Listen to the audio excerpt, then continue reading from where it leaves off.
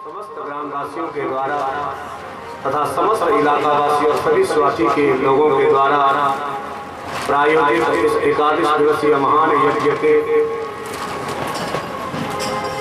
जितने भी सूत्रधार हैं अथवा आप सभी के कर कमलों द्वारा इस शिव महापुराण ज्ञान यज्ञ का विगत 10 दिनों से हम सब के मध्य में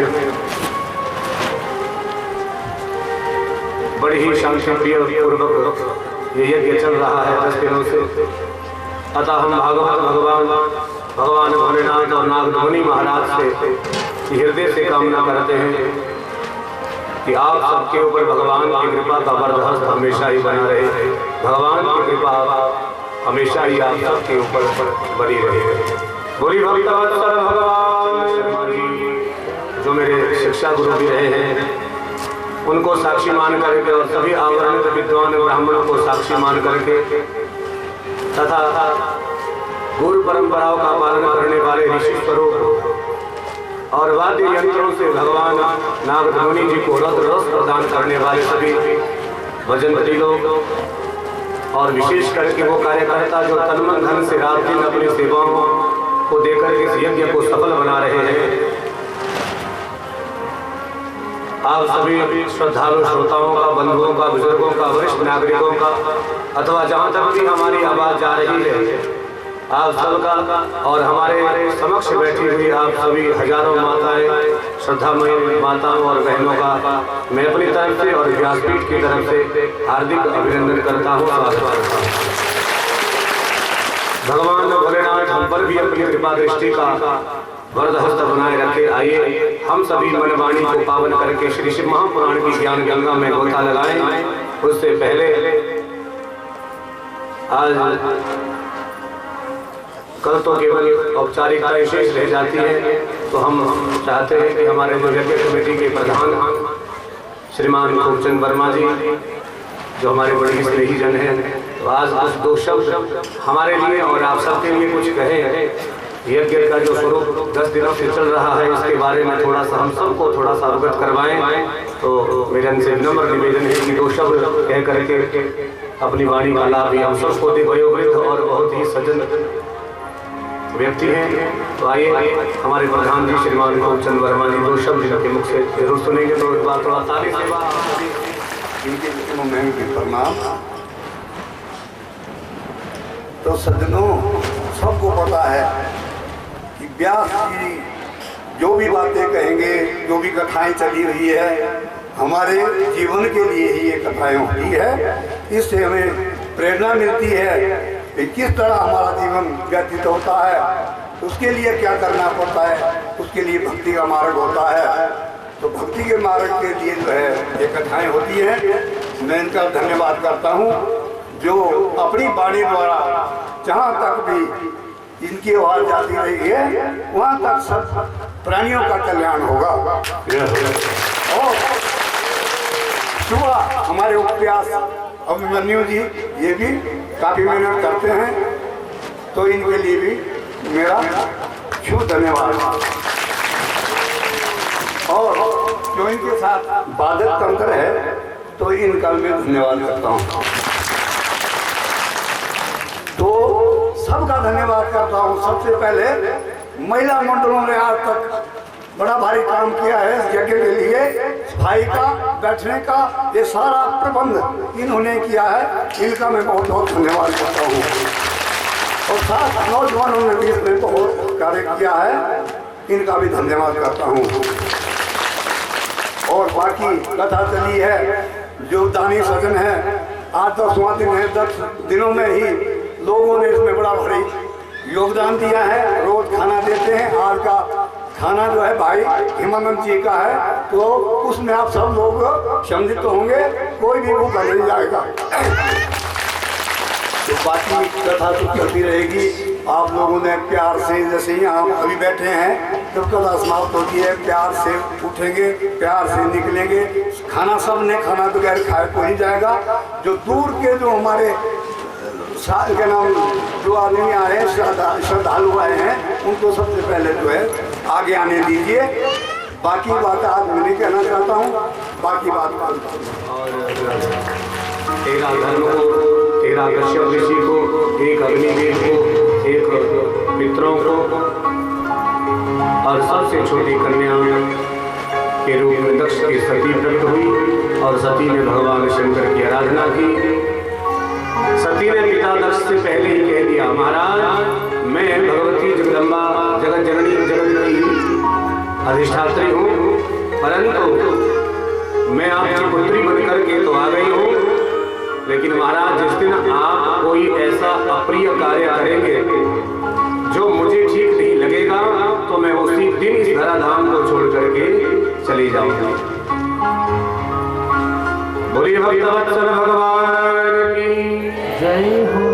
दक्ष प्रसन्न हुए। कालांतर में जब देवी सती युवा अवस्था में आ गई तो माता पिता की चिंताएं बढ़ जाती है विवाह करने के लिए। सो पितामह ब्रह्मा ने आकर कहा, महाराज दक्ष तुम्हारी कन्या के पति बाबा भोलेनाथ होंगे जो कैलाश पर्वत पर तप कर रहे हैं, जाओ अपनी पुत्री सती को उनके पास भेजो, उनकी सेवा करो। तो रात दिन देवी सती ने भगवान भोलेनाथ की सेवा की और अंत तो गत्वा देवताओं के कहने पर, ब्रह्मा जी के कहने पर बाबा भोलेनाथ ने देवी सती का वर्ण किया और महाराज उनका पानी ग्रहण करके बाबा भोलेनाथ कैलाश पर्वत पर रहने लगे। बोलिए उमापति महादेव की जय हो। समय बीतता गया महाराज और सबसे पहले बाबा भोलेनाथ ने देवी सती के लिए नवदा भक्ति का उपदेश दिया है। श्रवणम कीर्तनम विष्णु स्मरणम पादसेवनम अर्चनम वंदनम दास्यम सख्यम मातमनिवेदनम। नवदा भक्ति जिसका हमने कल मास व्यास विधि से श्रवण कर लिया था और एक दिन की बात जब बाबा भोलेनाथ का मन शुद्ध हो गया तो बाबा भोलेनाथ राम कथा के बड़े रसिक हैं और राम कथा सुनने की इच्छा से कुम्भज ऋषि के पास बाबा भोलेनाथ गए देवी सती को लेकर के। परंतु जरा ध्यान दीजिएगा,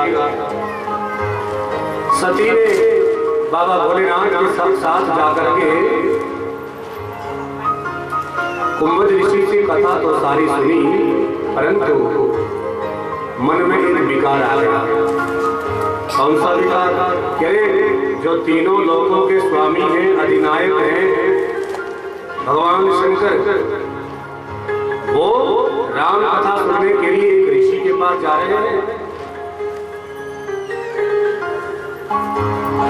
तो सती के मन में कांटा चुभ गया।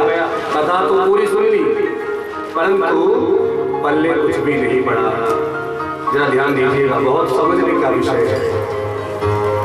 कई बार हम ज्ञान के अभिमान में आकर के कथाओं में आ तो जाते हैं, सत्संग में आ तो जाते हैं, परंतु कथा चाहे कितनी भी अच्छी क्यों नहीं हो रही हो, लेकिन ज्ञान का अभिमान जब तक हमारे भीतर है तब तक हमारे पल्ले कुछ पड़ने वाला नहीं है। और बहुत सारे ऐसे लोग होते हैं जो कथाओं में बैठने से आज भी संकोच करते हैं, भाई कहाँ हम कथा में बैठ करके कथा सुनेंगे। तो देह का जो अभिमानी होता है वो देह के मिथ्या अभिमान को ही उस अहंकार में जी करके अपने जीवन को व्यर्थ में ही गवा देते हैं। जीते तो पशु भी हैं, परंतु मानव योनि में आकर के यदि हमने धर्म संस्कृति मानवता का अर्थ ही यही है कि हम सत्संग में जाकर के धर्म के रहस्य को जाने। तो देवी सती के मन में विकार आ गया, अरे तीनों लोगों के स्वामी और एक साधारण मानव से कथा सुनेंगे। परंतु बाबा भोलेनाथ राम कथा के रसिक थे। विधिवत कुम्भज ऋषि ने, अगस्त्य मुनि ने बाबा भोलेनाथ को राम कथा सुनाई और महाराज संपूर्ण राम कथा को सुनकर के बाबा भोलेनाथ ने कुम्भज ऋषि को प्रणाम किया और बाबा भोलेनाथ और देवी सती को कुम्भज ऋषि ने वहां से विदाई दी। बोल शंकर भगवान की जय हो। तो जी कहते हैं, मोरनी सहले विदा मांगी त्रिपुरारी, मोरनी सहले विदा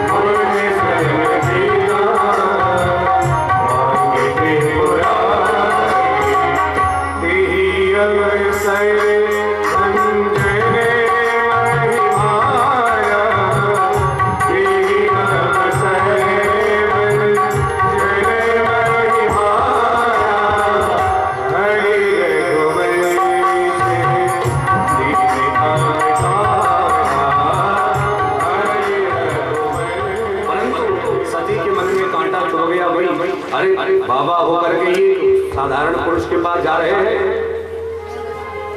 तो मुनि सन विदा मांगी त्रिपुरारी। भगवान शंकर जिनको त्रिपुरारी भी कहते हैं, बाबा को प्रणाम करके चले गए। चले भवन संग दक्ष कुमारी। और सूजी कहते हैं शौनक जी उसी समय धरती पर त्रेता युग चल रहा था। और आप जानते हैं त्रेता में भगवान राम जी आए हैं। तो भगवान राम मर्यादा पुरुषोत्तम है और भगवान राम जी उस समय धरती पर लीला करने आए हैं। और लीला क्या चल रही थी? भगवान राम जी को 14 वर्ष का वनवास मिल गया है और देवी सीता का रावण ने हरण कर लिया है। तो भगवान राम जी साधारण मानव की भांति अपनी सीता की खोज कर रहे हैं। लक्ष्मण के साथ जोर जोर से रोते हुए चीखते चिल्लाते हुए जा रहे हैं। और उसी समय बाबा भोलेनाथ और देवी सती बैल पर सवार होकर के जैसे ही मार्ग पर निकले तो बाबा भोलेनाथ की नजर राम जी पर पड़ गई। बोलिए रामचंद्र भगवान की जय हो। जैसे ही राम जी का दर्शन बाबा भोलेनाथ को हुआ तो दोनों हाथ जोड़ करके बाबा भोलेनाथ ने उनको प्रणाम किया। बाबा मन ही मन कहते हैं स्नेहेन देहेन तव चारुचंद्रः कस्तूरिकातं कुमसंकुलेन पातिरपङ्केन दुरिशकलङ्के भालस्थले लेपनमाचरम् दक्षिणे लक्ष्मणो यस्य। अरे मेरे प्रभु राम, मेरे आराध्य इष्ट देव इस समय धरती पर लीला कर रहे हैं। वाह प्रभु, मुझे आपका दर्शन हो गया। लक्ष्मण जी के साथ जब भगवान राम जी का दर्शन हुआ तो मन ही मन बाबा भोलेनाथ ने उनको प्रणाम किया। लेकिन जहां शीश झुका करके हाथ जोड़ करके राम जी को प्रणाम किया तो सती हैरान हो गई। सती मैया ने बाबा भोलेनाथ से कहा, प्रभु ये आप क्या कर रहे हैं? एक साधारण मानव को आप प्रणाम कर रहे हैं। बाबा बोले, देवी ये साधारण मानव नहीं है। हम जिनकी कथा सुन करके अभी अभी अगस्त्य मुनि के पास में से आ रहे हैं, ये वही मेरे इष्ट देव, मेरे आराध्य राम हैं। और देवी रात दिन समाधि में बैठकर के जिन भगवान का मैं ध्यान करता हूँ, चिंतन करता हूँ, यही तो मेरे वो आराध्य देव हैं। ये साधारण नहीं है, इसलिए आप ही प्रणाम करो। बाबा भोलेनाथ के कहने पर भी देवी सती ने उनको प्रणाम नहीं किया। देवी बोली, अरे महाराज, मैं नहीं समझती ये भगवान है। यदि ये भगवान होते तो ऐसे ही अपनी धर्मपत्नी के गायब होने पर ऐसे साधारण मानव की तरह नहीं होते। अरे ये भगवान है तो उनको कहीं से भी खोज करके ला सकते हैं। ये भगवान नहीं हो सकते। बाबा भोलेनाथ मौन खड़े रह गए। अब जरा ध्यान देना, सूर्य जी कहते हैं, सुखदेव जी, अरे शौनक जी,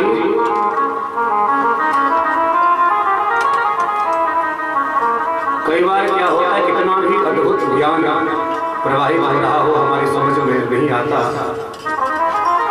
क्यों?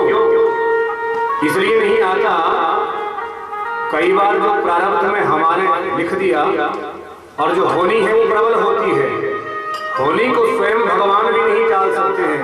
और होनी यही थी कि देवी सती के मन में संदेह हो गया, बुद्धि में विकार आ गया, ये भगवान नहीं है, क्योंकि वो होनी थी। एक बार क्या हुआ, एक हमारे जैसे पंडित बेचारा बहुत गरीब था और ब्राह्मण ज्यादातर गरीब ही होते हैं। तो मेरी तरह गरीब ब्राह्मण एक बार कथा सुनाने के लिए गांव में गया। उसके मन में ये भाव था, भाई गांव में कथा होगी तो कुछ धन भी आ जाएगा, कुछ दिन भी निकल जाएंगे। अब बढ़िया गांव में जब पहुंचा, गांव वालों ने सम्मान किया। बहुत विद्वान ब्राह्मण था, लेकिन बहुत निर्धन था। सब गांव वालों ने जब बढ़िया सुंदर उसकी कथा सुनी तो 9 दिन तक जब राम कथा का सुंदर प्रवचन ब्राह्मण ने किया तो लोगों ने खूब बढ़ चढ़ कर उसमें भाग लिया, सबने खूब आनंद लिया। परंतु बदकिस्मती उसकी ये रही कि किसी ने उसको एक ढेला तक नहीं चढ़ाया। अब उसके मन में थोड़ा सा विकार तो आ गया, भाई मेरा तो केवल उद्देश्य यही था कि गांव में कथा करके थोड़ा सा धन भी इकट्ठा हो जाएगा, मैं बहुत निर्धन हूँ। परंतु जैसे 9 दिन बीते सब उसकी जय जयकार करने लगे, महाराज आपने बड़ी सुंदर कथा सुनाई, बहुत अच्छी कथा सुनाई। परंतु ब्राह्मण मन में सोचता गया, भाई आज 9 दिन हो गए पर इन्होंने 1 रुपया तक नहीं दिया, शायद कोई बात नहीं, हो सकता है जब मैं चला जाऊंगा जाते जाते कुछ ना कुछ तो जरूर देंगे। अब बढ़िया बैंड बाजों के साथ व्यास जी की विदाई हुई, ग्रंथ को भी सिर पर रख करके ले गए। बहुत दूर तक गांव में पीपल का पौधा था, वहां तक ब्राह्मण को सम्मान सहित छोड़ा, सबने प्रणाम किया, माथा टेका, सब वापिस घर को जाने लगे। अब ब्राह्मण देवता समझ गए कि अब ये कुछ देने वाले हैं नहीं, अरे देना होता तो अब तक दे चुके होते, अब तो सब अपने घर को चले गए। अब ब्राह्मण देवता जैसे थोड़ी थोड़ी दूर निकले तो महाराज पीछे से 4 लोग दौड़ते हुए आए, पंडित जी पंडित जी पंडित जी रुको रुको। अब जैसे पंडित जी ने पीछे मुड़ के देखा तो पंडित जी ने सोचा हो ना हो अब ये दक्षिणा देने जरूर आए होंगे। मन खुशी से भर गया, भाई अब तो पक्का दक्षिणा देने ही आए होंगे, अब क्या रह गया। तो 4 लोग जैसे दौड़ करके पंडित जी के पास पहुंचे, हाथ जोड़ करके बोले, पंडित जी का थैला अपने कंधे पर था, ग्रंथ भी अपने कंधे पर उठा रखा था। बोले पंडित जी आप थोड़ी देर ग्रंथ और थैला नीचे रख दीजिए, आपसे एक बात पूछनी है। पंडित जी को अभी भी लग रहा था कि दक्षिणा मिलने वाली है। पंडित जी खुश हो गए, थैला नीचे रख दिया, ओ भैया क्या बात है। तो चारों बोले महाराज आपने बड़ी सुंदर कथा सुनाई, परंतु एक बात समझ में नहीं आई। पंडित जी बोले कौन सी बात जरा कहो। तो चारों लोग बोले महाराज पंडित जी ये बात समझ में नहीं आई कि राम राक्षस था या रावण राक्षस था। आपने इतनी सुंदर कथा सुनाई पर ये अभी तक समझ में नहीं आया कि राम राक्षस था या रावण राक्षस था। पंडित जी ने अपना माथा पटका और बोले अरे भाइयों, ना तो राम राक्षस था ना रावण राक्षस था, राक्षस तो मैं हूँ जो आपको 9 दिन तक ये कथा समझा नहीं पाया कि राम राक्षस थे या रावण राक्षस। इसलिए कितनी भी अच्छी कथा हो रही हो, कई बार प्रारब्ध में जो होनी लिखी होती है समझ में नहीं आता है, और जब वो घटना घट जाती है तब पता लगता है। जब कार्य बन जाता है तो उस कार्य के बन जाने के बाद सभी लोग कहते भाई हमने भी योगदान किया, अरे हमने भी ऐसा कहा था तभी तो हुआ।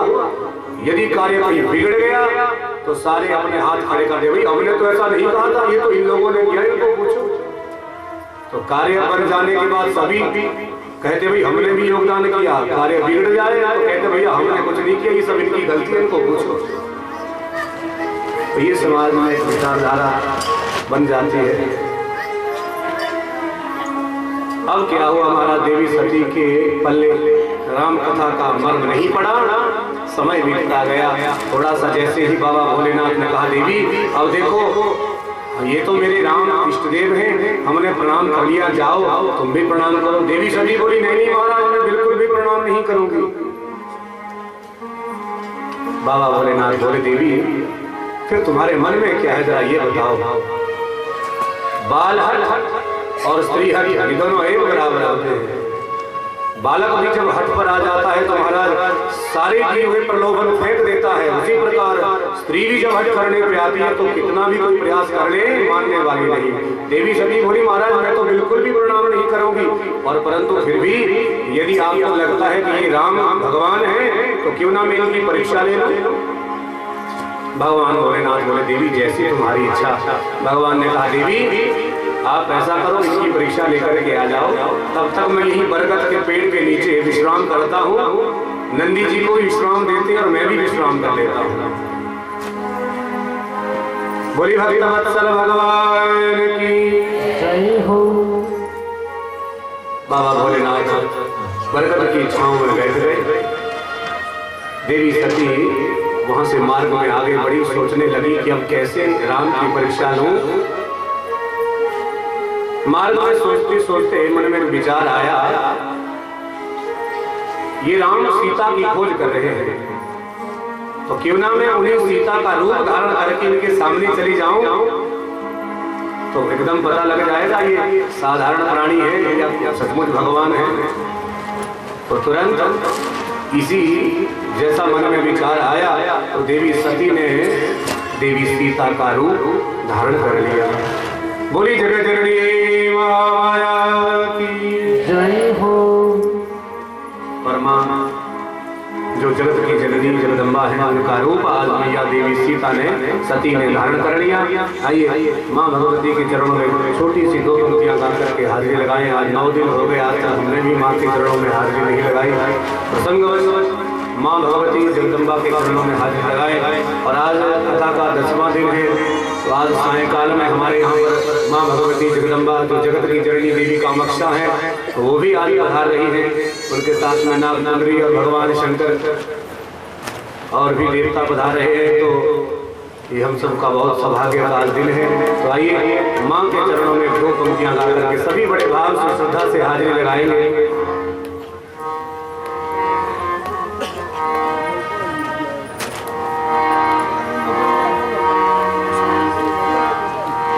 अगर कहीं माँ के चरणों में मेरा भी प्यार हो जाता,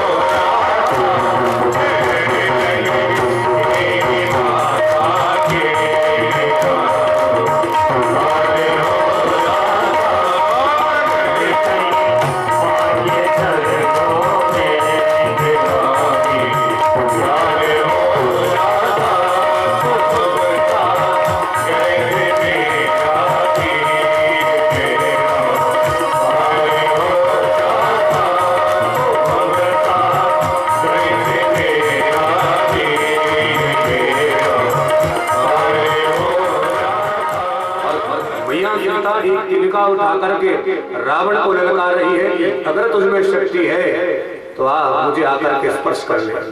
तिनका दिखा कर रावण हैरान हो गया, अरे मैं दशानन, सारी धरती मेरी शक्ति का लोहा मानती है और एक अबला, एक नारी एक तिनका दिखा करके मुझे कह रही है कि आज तुझमें यदि हिम्मत है तो मुझे स्पर्श करके दे। तो देवी सीता के पास ये कौन सा बल है? यह है धर्म रक्षा का बल। धर्मो रक्षति रक्षितः, शास्त्रों में लिखा है कि यदि हम धर्म की रक्षा करेंगे तो तभी धर्म भी हमारी रक्षा करेगा। परंतु हमारे कलयुग में आज समाज में ये विडंबना बहुत ज्यादा हो गई है कि हमारे सारे गुण धन के आश्रित हो गए हैं और धर्म पर भी राजनीति आजकल हो रही है। धर्म को भी राजनीति की दृष्टि से देखा जा रहा है। वास्तव में अगर सच माने तो धर्म से बड़ी कोई नीति नहीं, देव नीति से बड़ी कोई नीति नहीं है। देश तब है, देव नीति यदि है तो तभी राजनीति संभव है, अन्यथा कोई ऐसी कोई नीति नहीं जो देव नीति से बिल्कुल अलग हो। परंतु हमारे समाज का ऐसा बिगड़ा हुआ रूप और हमारी जो मानसिकता ऐसी बन गई है, केवल कुछ तथ्यों के आधार पर और कुछ व्यक्तियों के आधार पर, मानवों की सोच के आधार पर हम इस बात का चयन कर लेते हैं कि कौन बड़ा है कौन छोटा है। परंतु हमारे देश और विश्व की यदि कोई धड़कन है तो वो है केवल धर्म। धर्म से बड़ी कोई नीति नहीं है। बोलिए भगवान की जय हो।